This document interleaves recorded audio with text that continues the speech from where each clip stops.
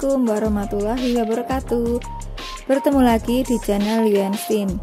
Kita akan melanjutkan materi tentang klasifikasi makhluk hidup IPA kelas 7 semester 1 bagian 3.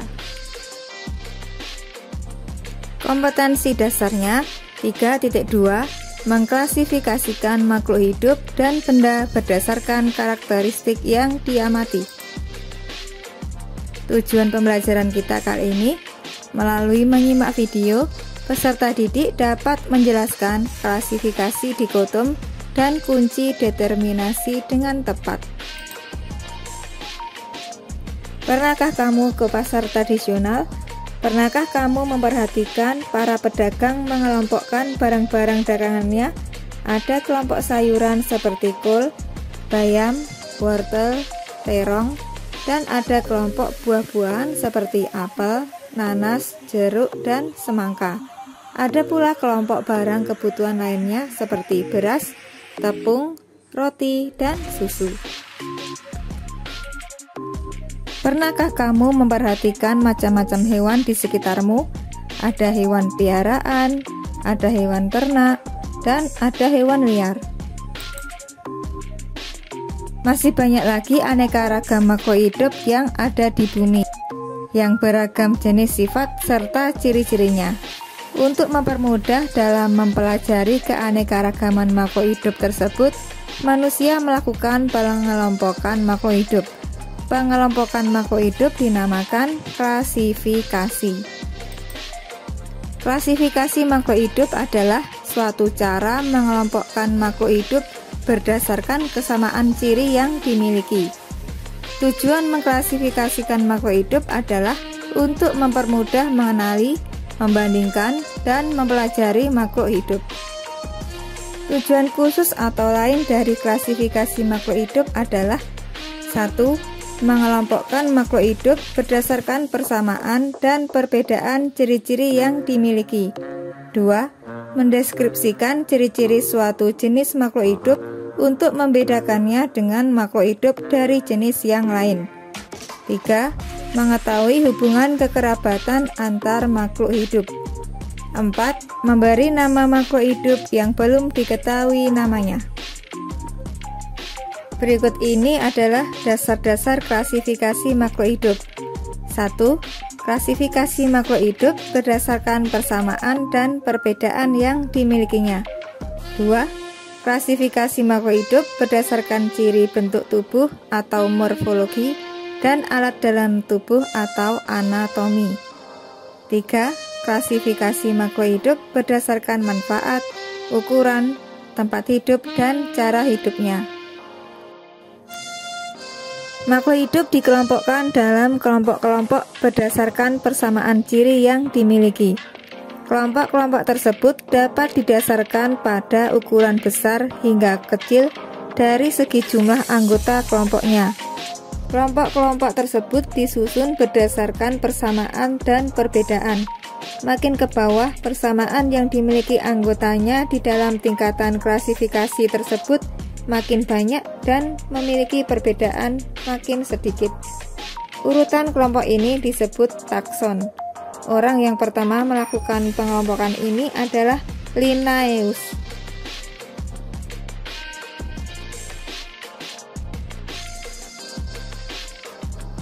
Perhatikan tabel urutan takson pada makhluk hidup berikut. Urutan tersebut didasarkan atas persamaan ciri yang paling umum. Kemudian makin ke bawah persamaan ciri semakin khusus dan perbedaan ciri semakin sedikit. Di sini tersedia ada 3 bahasa, yaitu bahasa Latin, bahasa Indonesia, dan bahasa Inggris. Untuk bahasa Indonesia, yang paling atas adalah dunia, atau bahasa Latinnya regnum. Kemudian bawahnya ada divisi atau filum. Untuk divisi ini untuk golongan tumbuhan dan jamur, sedangkan filum untuk golongan hewan. Bahasa Latinnya adalah divisio atau filum. Kemudian di bawahnya kelas atau klasis, bangsa atau ordo, suku atau familia, marga atau genus, dan jenis atau spesies. Kriteria klasifikasi tumbuhan. Para ahli melakukan pengklasifikasian tumbuhan dengan memperhatikan beberapa kriteria berikut. 1. Organ perkembangbiakannya, apakah dengan spora atau dengan bunga.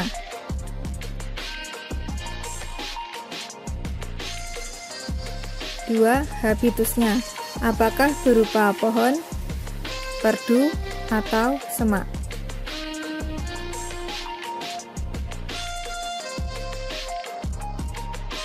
3. Bentuk dan ukuran daun, apakah menyirip, menjari, kecil, atau besar. 4. Cara berkembang biak, apakah dengan seksual atau generatif, atau aseksual atau vegetatif. Untuk generatif yaitu menggunakan putik dan serbuk sari, sedangkan vegetatif contohnya tunas, spora, umbi lapis, dan lain-lain. Kemudian kriteria klasifikasi hewan. Para ahli melakukan pengklasifikasian hewan dengan memperhatikan beberapa kriteria berikut. 1. Saluran pencernaan makanan. Hewan tingkat rendah belum mempunyai saluran pencernaan makanan. Hewan tingkat tinggi mempunyai lubang mulut, saluran pencernaan, dan anus. Untuk kelompok yang belum mempunyai saluran pencernaan misalnya adalah bakteri. Sedangkan yang sudah memiliki saluran pencernaan contohnya adalah kerbau. 2. Kerangka atau skeleton. Apakah kerangka di luar tubuh atau dinamakan dengan exoskeleton, atau di dalam tubuh yaitu endoskeleton.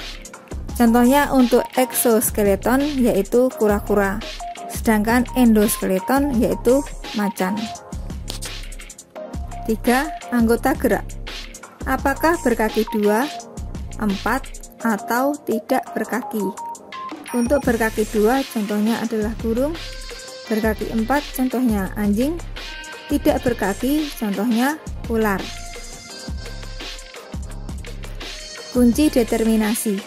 Kunci determinasi adalah uraian keterangan tentang ciri-ciri makhluk hidup yang disusun berurut mulai dari ciri umum hingga ke ciri khusus untuk menemukan suatu jenis makhluk hidup. Kunci determinasi yang paling sederhana ialah kunci dikotom. Kunci dikotom berisi keterangan yang disusun berpasangan dan menunjukkan ciri yang berlawanan. Hal-hal yang perlu diperhatikan dalam pembuatan kunci determinasi adalah 1. Kunci harus dikotomi. 2. Kata pertama dalam tiap pernyataan dalam satu kuplet harus identik. 3. Pilihan atau bagian dari kuplet harus kontradiktif, sehingga satu bagian dapat diterima dan yang lainnya ditolak. 4. Hindari pemakaian kisaran yang tumpang tindih atau hal-hal yang bersifat relatif dalam kuplet. 5. Gunakan sifat-sifat yang bisa diamati. 6. Pernyataan dari dua kuplet yang berurutan jangan dimulai dengan kata yang sama. 7. Setiap kuplet diberi nomor. 8. Buat kalimat pertanyaan yang pendek. Contoh kunci determinasi pada tumbuhan. Disediakan tumbuhan lumut, suplir, jagung, kedelai, terong, dan melinju. Tumbuhan ini kita bagi menjadi dua macam, yaitu tumbuhan berspora, misalnya suplir dan lumut, dan tumbuhan tidak berspora, contohnya jagung, kedelai, terong, dan melinju. Kita beri nomor. Untuk tumbuhan yang berspora diberi nomor 1A, sedangkan yang tidak berspora diberi nomor 1B. Kemudian tumbuhan yang berspora ini kita bagi menjadi dua lagi, yaitu berbatang jelas, misalnya suplir, dan tidak berbatang jelas, misalnya lumut. Untuk tumbuhan yang berbatang jelas diberi nomor 2A, sedangkan tumbuhan tidak berbatang jelas diberi nomor 2B. Selanjutnya, tumbuhan yang tidak berspora kita bagi menjadi 2, yaitu 3A, tumbuhan berbiji tertutup, misalnya jagung, kedelai, terong. Kelompok 3B, tumbuhan berbiji terbuka, contohnya melinjo. Kemudian tumbuhan berbiji tertutup dibagi menjadi 2, yaitu nomor 4A dan 4B.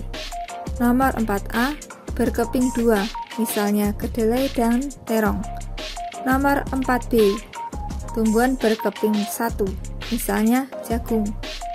Tumbuhan berkeping 2 dibagi menjadi 2, yaitu nomor 5A, berbunga kupu-kupu, misalnya kedelai. Nomor 5B, berbunga terompet, misalnya terong. Data pada diagram kunci dikotom di atas jika ditulis akan menjadi kunci determinasi sebagai berikut. Tumbuhan berspora kita tuliskan 1A, kemudian 1B tumbuhan yang tidak berspora. Lalu nomor 2A, tumbuhan yang berbatang jelas. Nomor 2B, tumbuhan yang tidak berbatang jelas. 3A, berbiji tertutup. 3B, berbiji terbuka. 4A, biji berkeping 2. 4B, biji berkeping 1. Kemudian 5A, berbunga kupu-kupu. 5B, berbunga terompet. Jika kita tuliskan, kunci determinasinya adalah sebagai berikut.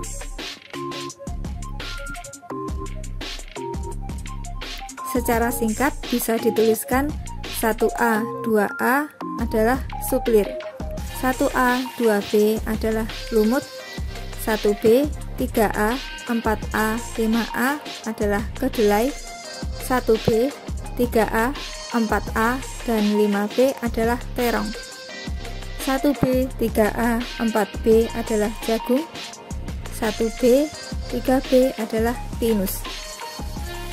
Demikian materi kita kali ini tentang klasifikasi makhluk hidup bagian 3, yaitu mengenai kunci dikotom dan kunci determinasi. Sampai jumpa pada video selanjutnya. Wassalamualaikum warahmatullahi wabarakatuh. Jangan lupa like, subscribe, dan bunyikan tanda lonceng. Terima kasih.